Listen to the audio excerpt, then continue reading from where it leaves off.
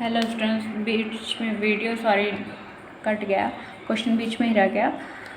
चलो, ये तो हो गया 2601। ठीक है, तो आप क्वेश्चन हम बीच बीच में बताते रहते हैं कि आप ऐसे फॉर्मूला का आइडेंटिटीज़ का यूज़ करके कैसे ईजिली आप तैयार कर सकते हो। नेक्स्ट क्वेश्चन पे हम आते हैं। पेरीमीटर ऑफ रोम्बस दिया है 52 सेंटीमीटर और उसका एक डायगोनल हमें दिया हुआ है 24 सेंटीमीटर। मतलब रोम्बस मतलब समचतुर्भुज का हमें क्या दिया है, परिमाप दिया है और उसका एक विकर्ण दिया है। हमसे उसके दूसरे विकर्ण का लंबाई पूछ रहा है। ठीक है, चलो क्वेश्चन सॉल्व करते हैं। पहले तो हम रोम्बस बना लेते हैं।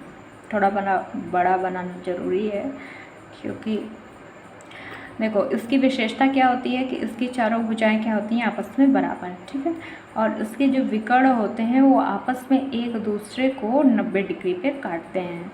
ये इसका क्या होता है, विशेषता होती है। इसी के बल पे हम क्वेश्चन को सॉल्व करेंगे। तो देखो, पहला जो विकर्ण है, एक मिनट, अभी हमें उसका क्या दे दिया गया है क्वेश्चन में, देखो आप पेरीमीटर दिया हुआ है, तो मतलब जब परिमाप दिया है तो पेरीमीटर हमें दिया है रोम्बस का 52 सेंटीमीटर। ठीक है, हमें पता है, लेकिन हमें अगर दूसरा विकर्ण निकालना है तो हमें उसके लिए हमें क्या चाहिए, हमें साइड की ज़रूरत होगी। क्यों ज़रूरत होगी, पहले आप वो देखो।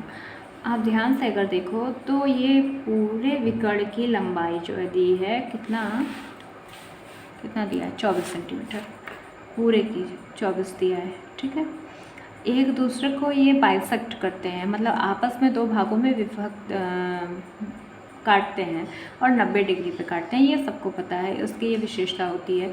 तो अगर ये पूरा 24 है और हमको सिर्फ आप ध्यान से देखो, अगर ये 90 डिग्री बना रहा है तो हमें जो है ये चाहिए, ये पूरा चाहिए। लेकिन इसकी विशेषता के बल पे अगर आप देखो, अगर हमें आधा पता चल जाए तो आधे में 2 का गुणा कर देंगे तो पूरा आ जाएगा।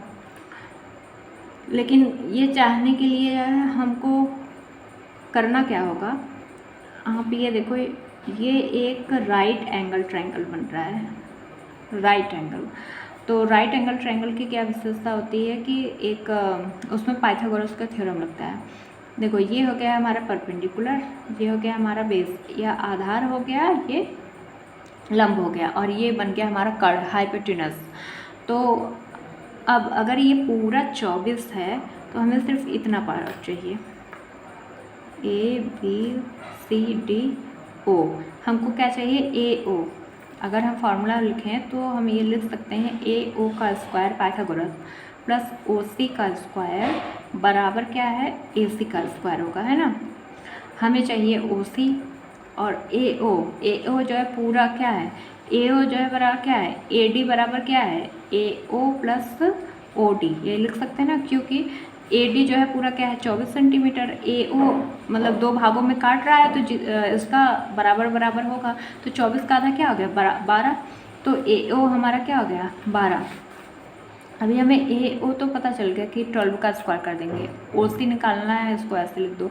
लेकिन AC चाहिए, मतलब उसकी एक भुजा चाहिए, और भुजा का ऐसे मिलेगी जब हम भुजा निकालेंगे। तो हमें पेरीमीटर दिया हुआ परिमाप, और जब चारों भुजाएं बराबर हैं तो हम पेरीमीटर बराबर रोम्बस में क्या लिखते हैं, जैसे स्क्वायर में लिखते हैं 4 गुणे A पेरीमीटर। और जब हमें A चाहिए तो हम क्या लिख देंगे, पेरीमीटर परिमाप बटे क्या होता है, 4, डिवाइड कर देंगे तो 52/4 बराबर 13 सेंटीमीटर। ये हो गया हमारा साइड आ गया A। अब हमें साइड मतलब AC भी पता चल गया, कितना पता चल गया, AC 13 सेंटीमीटर, 13 का स्क्वायर। ठीक, अब हमें OC निकालना है। तो चलो, OC स्क्वायर इक्वल टू क्या हो जाएगा, 13 स्क्वायर माइनस 12 का स्क्वायर।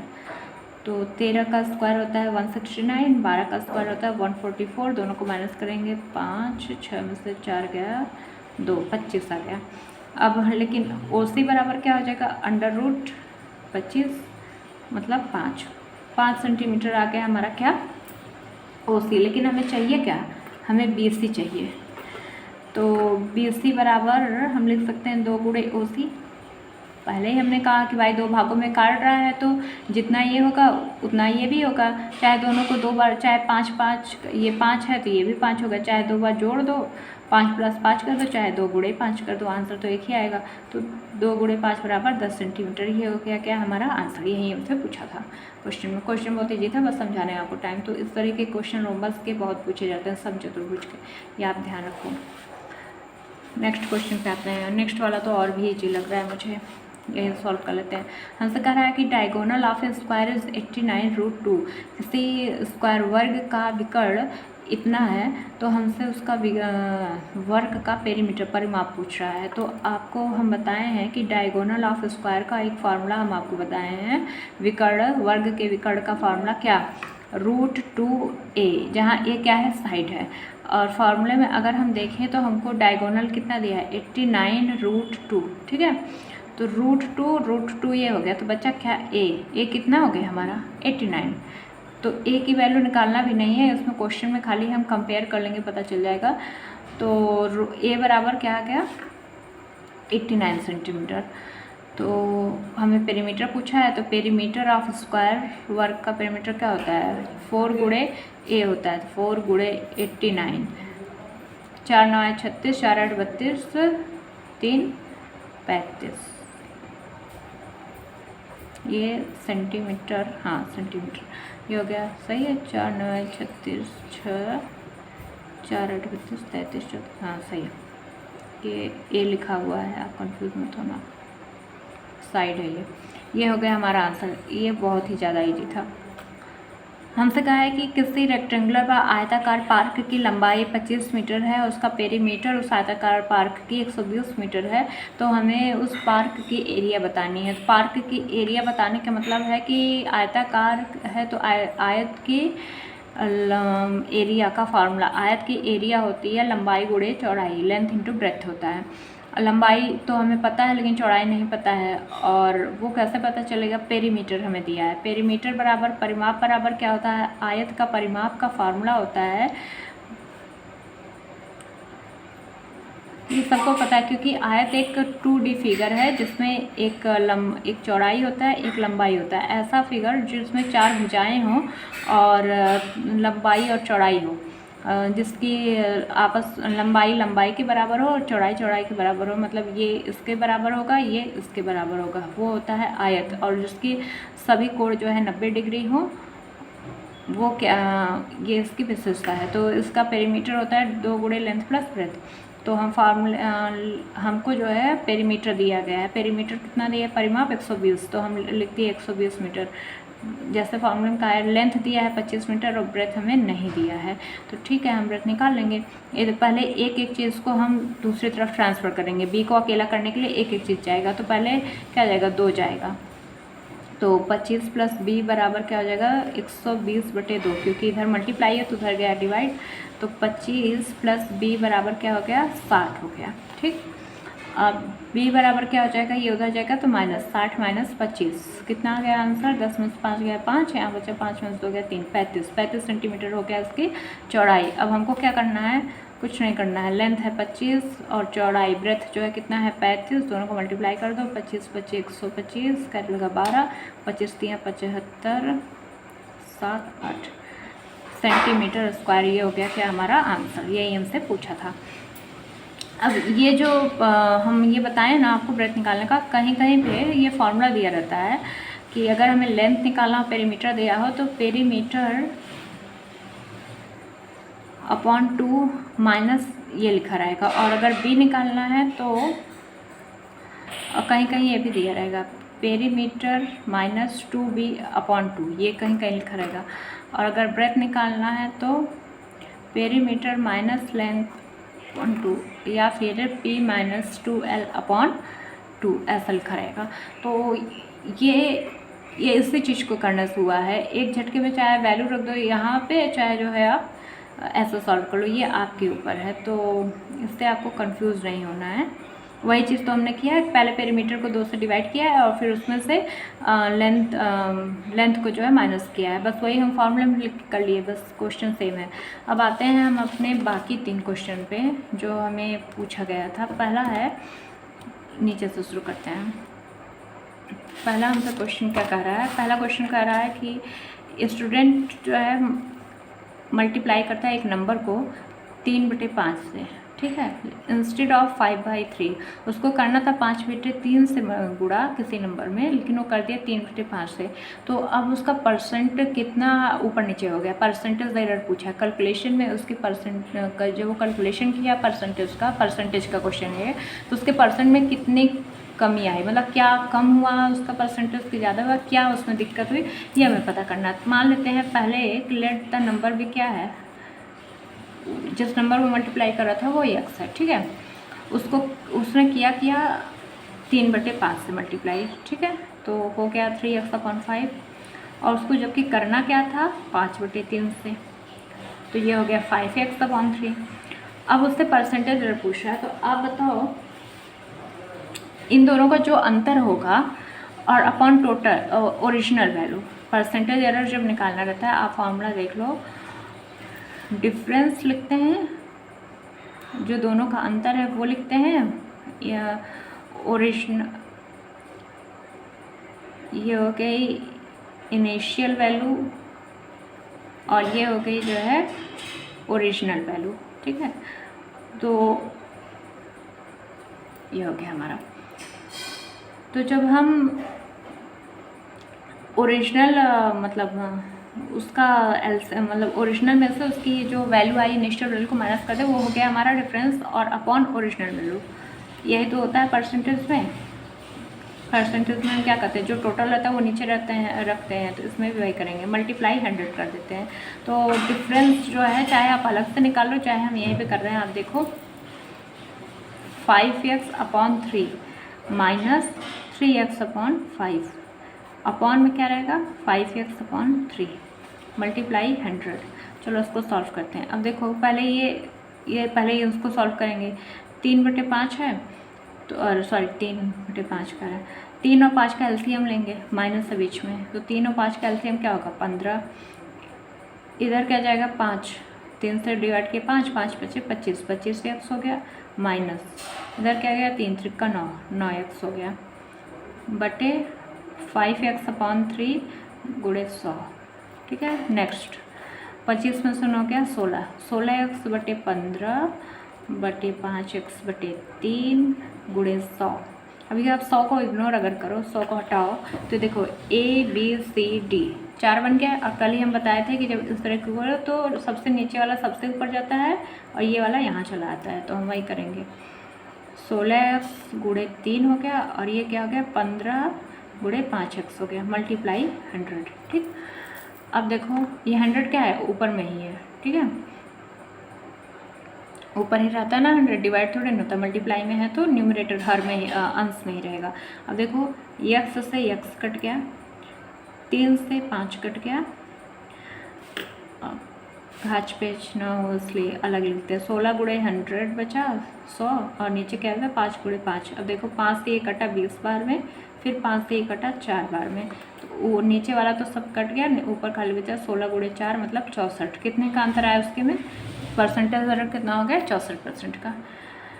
ये क्वेश्चन हो गया। इस तरह के क्वेश्चन बहुत आते हैं एग्ज़ाम में कंफ्यूज करने के लिए, है बहुत सरल, आपको बस ध्यान देना है। अब इसमें कहा है कि ए की सैलरी 20% लेस दैन बी की सैलरी, ठीक है। इस क्वेश्चन को हम 2 तरीके से करेंगे। पहला तरीका ये है कि ए की सैलरी जो है, हमसे कहा है कि ए जो है उसकी सैलरी जो है 20% है लेस दैन बी की सैलरी। मान लेते हैं बी की सैलरी से करना ना, तो बी की सैलरी मान लेते हैं कितना है x है, ठीक। ए की सैलरी क्या है उससे 20% कम है, तो ए की सैलरी कितना है 20 से 20% कम है, तो बी की सैलरी में से उसका 20% निकाल, उसका सैलरी का 20% निकाल देंगे तो ए का सैलरी आ जाएगा, तो x का 20%, 20/100, x में से बी की सैलरी में से उसका 20% हमने माइनस कर दिया, मतलब x का 20%, उसकी सैलरी x थी, x का 20% हम माइनस कर दिए, क्या आ गया ए की सैलरी। अगर इसको शॉर्ट करें तो 1/5, तो ये हो जाएगा x माइनस x/5, या फिर इस तरीके से हम लिखें 5, यहाँ एलसीएम ले लें तो 5x माइनस x/5, ठीक है। यहाँ क्या हो जाएगा, ए की सैलरी आ जाएगी 5 में से 1 गया 4x/5, ये हो गया हमारा ए की सैलरी। अब कह रहा है कि परसेंट बताना है हमको कि बी की सैलरी ए की सैलरी से कितना ज़्यादा है। किसकी सैलरी से ज़्यादा है, ए की सैलरी से। तो मेन कौन है इसमें, ए। तो परसेंटेज में जो मेन कैंडिडेट होता है वो नीचे होता है। तो ए की सैलरी टोटल जो होता है, ए की सैलरी से पूछा जाए तो ए की सैलरी क्या है, 4x/5 है। और बी की सैलरी कितना है, बी की सैलरी से पूछ रहा है कि बी की सैलरी से कितना। तो देखो डिफरेंस जो है कितने का डिफरेंस, यहाँ पे क्या है, जैसे ऊपर वाले में हम किए थे परसेंटेज, वैसे ही ओरिजिनल में से उसका दोनों का डिफरेंस, मतलब यक्स में से ये बी की सैलरी से ए की सैलरी को माइनस कर देंगे तो वही जो अंतर होगा वो यहाँ पे लिखेंगे। पूछ रहा ना कितना ज़्यादा है, तो जितना बी की सैलरी थी उसमें से ए की सैलरी निकाल देंगे तो हमें ये पता चल जाएगा कि दोनों की सैलरी का अंतर क्या है। क्योंकि जब तक अंतर नहीं पता चलेगा हम परसेंटेज कैसे निकालेंगे, हाउ मच मोर देन पूछ रहा है ना, तो वो निकालने के लिए हमें ये तो पता होना चाहिए कि दोनों की सैलरी में कितना अंतर है, तब तो हम कुछ करेंगे। तो घूम फिर के वह करना है, यक्स में से 4x-5 को घटा दिए, दोनों की सैलरी को घटा दिए। और किसके रेस्पेक्ट में पूछ रहा है, ए की सैलरी से पूछ रहा है कि ए की सैलरी कितना है, तो ए की सैलरी को हमने नीचे रखा है। अगर हमसे पूछते हैं कि बी की सैलरी कितनी है तो हम बी को नीचे रखते हैं। यहाँ पे ए की सैलरी के बारे में पूछ रहा है तो हमने ए को रखा। ए की सैलरी के रेस्पेक्ट में पूछ रहा है, तो इस चीज़ का क्वेश्चन में ध्यान देना है। यहाँ देखो ध्यान से, बी की सैलरी कितना ज़्यादा है ए की सैलरी से, किसके से कंपैरिजन हो रहा है, ए की सैलरी। अगर ये उल्टा लिखा होता है कि ए की सैलरी कितनी कम है बी की सैलरी से, तब हमें यहाँ बी लिखते हैं। चलो उसको सॉल्व कर लेते हैं। पहले वही प्रोसेस है, हम डायरेक्ट लिख देते हैं x/5, लेकिन आप कंफ्यूज हो जाते। अंतर तो वही यही है ना, अंतर वही है।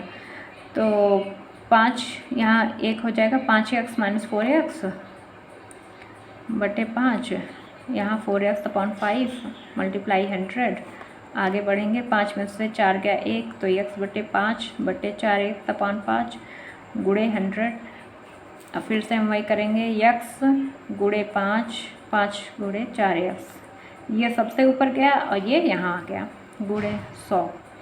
देखो x से x गया, 5 से 5 गया, बच्चा क्या 100 बटे 4, और 100 बटे 4 डिवाइड करेंगे आएगा 25%। हमसे जो पूछा था 25% का अंतर। दोनों की सैलरी, बी की सैलरी ए से कितना, सॉरी ए की सैलरी से कितना ज़्यादा है, बी की सैलरी 25% ज़्यादा है। Next question, last, next and last, ये हो गया हमारा आंसर। फर्स्ट क्वेश्चन सबसे लास्ट में सॉल्व हो रहा है। इसमें क्वेश्चन पूछ रहा है, ये एग्ज़ाम वाला भी क्वेश्चन बहुत पूछता है और सब लोग कंफ्यूज हो जाते हैं, है बहुत सारा।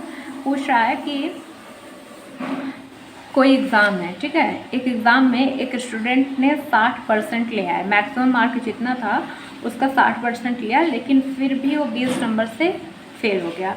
अगर वो 20 नंबर और ले आता तो मैक्सिमम मार्क जितना था, मतलब पासिंग मार्क, वो पा जाता। और दूसरा स्टूडेंट 85% ले आया मैक्सिमम मार्क का, लेकिन and get 30 marks more than passing, मतलब पासिंग मार्क्स से जो है वो 30 नंबर ज़्यादा पा गया। और ये 60% लाया, फिर भी पासिंग मार्क्स से 20 नंबर कम पा गया, जिसके कारण ये फेल हो गया और ये पास हो गया। तो हमको जो है घूम फिर के हमको निकालना मैक्सिमम मार्क, वो पासिंग मार्क निकालना है कि जिसमें 30 ज़्यादा पाया तो ये पास हो गया, और जिसमें ये 20 कम पाया तो ये फेल हो गया। तो सबसे पहले लेट द मैक्सिमम मार्क, क्या कर लेते हैं, लेट मैक्सिमम मार्क कितना था, अधिकतम अंक कितना था, x था।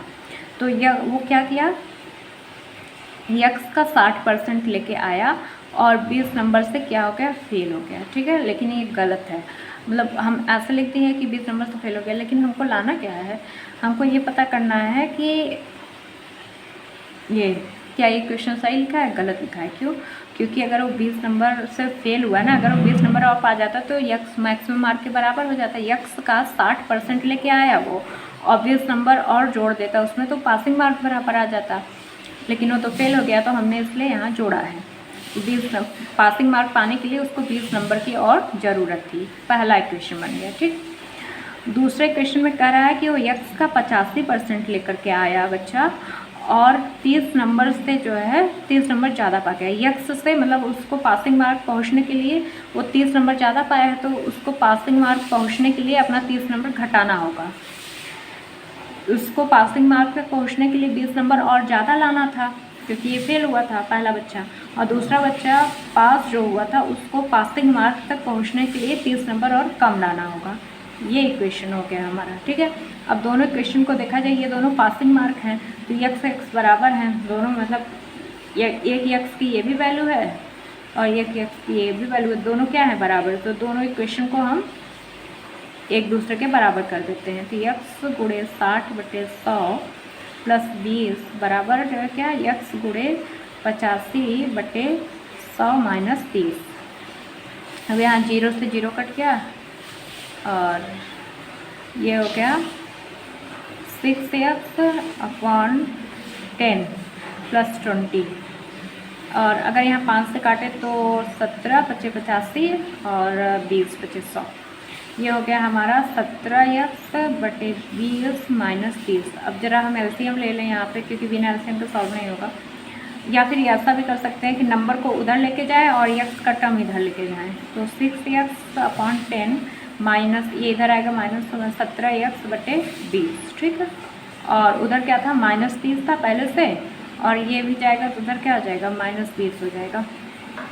एक तरीका तो ये है, अभी यहाँ पे हम लाइन खींच रहे हैं, अभी आप देखो इसको जो है यहाँ से अभी दूसरे तरीके से सॉल्व करेंगे एलसीएम लेकर के। तो यहाँ एलसीएम लेंगे 20 आएगा, 10 नहीं तो 2 × 6 = 12 माइनस यहाँ 17x हो गया, और इधर क्या हो गया माइनस माइनस प्लस -50, बड़ा साइन लग गया। 12 में से 17 5x बेटा बड़ा कौन है ये, उस पर साइन लग गया, यहाँ हो गया -50, दोनों साइड माइनस है, कैंसिल हो गया। ऐसा कैंसिल हम कर सकते हैं, ठीक है। नेक्स्ट क्या है, अब जो है 20 को उधर लेके जाएं, क्योंकि हमको x की वैल्यू चाहिए, तो 50 × 20 हो गया, और x बराबर क्या हो जाएगा 50 × 20, चाहे मल्टीप्लाई आज जब देख रहे हैं हम कटने वाला है तो क्या इतना बड़ा मल्टीप्लाई करेंगे, ऐसा लिख लेते हैं। देखो 5 से ये कट गया, 5 × 20, 5 × 20 200 आ गया। या फिर दूसरा तरीका जो था, यहाँ से एलसीएम लेने वाला, अब देखो जब हम एलसीएम लेंगे 10 और 1 का तो 10 ही होगा, ये 6x प्लस 200 हो गया, ठीक है। और इधर क्या हो गया 17x माइनस इन दोनों का एलसीएम 20 होगा, 17x माइनस 2 × 3 = 600 हो गया, ठीक है। उसके बाद हम फिर क्रॉस मल्टीप्लिकेशन करते, उसके बाद फिर सॉल्व करते, काफ़ी लंबा चला जाता। क्रॉस मल्टीप्लिकेशन करते तो 20 इधर आता 6x प्लस 200, और फिर इधर आता 10 17x माइनस 600, फिर ब्रैकेट सॉल्व करते 2 × 6 = 12, 2 दूनी 4, 4000 आ जाता है। इधर क्या आ जाता है 170x माइनस 6000। फिर हम क्या करते हैं, नंबर को उधर 170x माइनस 120x करते और उसको इधर लेके आते 4000 प्लस 6000 करते, ये आ जाता 50x, और ये हो जाता 6 × 4 = 10,000 आ जाता। उसके बाद उसको काटते 10,000 बटे 50 लिखते, 0 से 0 कटता, और 5 से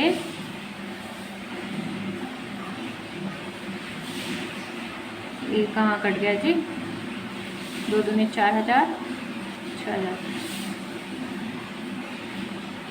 200, x बराबर क्या आ जाता 200। तब भी वही आंसर आता है, लेकिन ये क्या था, इजी था, फट से हो गया। तो आप दोनों तरीका आप आजमा सकते हो। हाँ, सेकंड वाले क्वेश्चन में ये जो था, यहाँ पे आप ये सैलरी वाले में आप एक तरीका और अपना सकते थे। मान लेते हैं कि बी की सैलरी जो है 100 रुपये है, और ए की सैलरी उससे 20% कम है। तो 20 कम है तो मतलब 100 में से 20 गया कितना है, 80 है।